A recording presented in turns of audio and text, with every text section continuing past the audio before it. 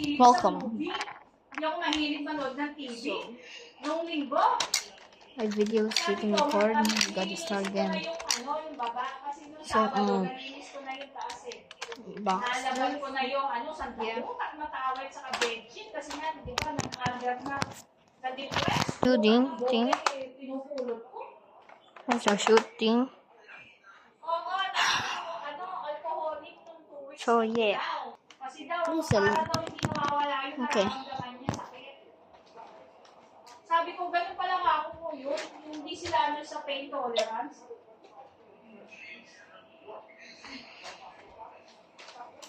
Oo. Di nalaban ko na. Tapos nung linggo, sabi ko, lilinisin ko yung baba.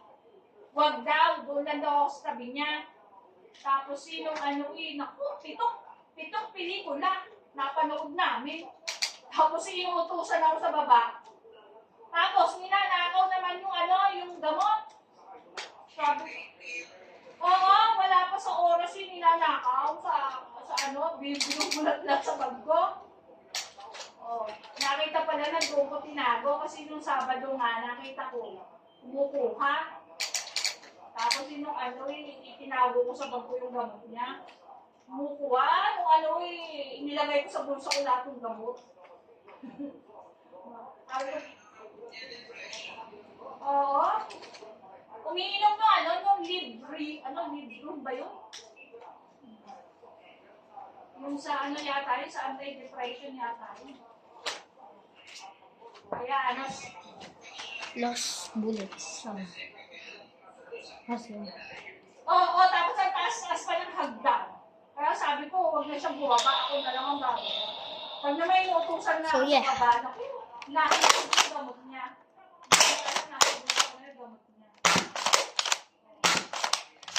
Where is it going, bro?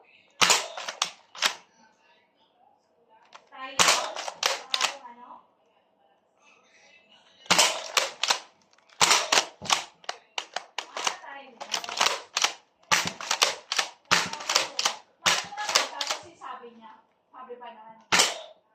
Pag daw siya nag-work, sasama daw niya ako sa office niya.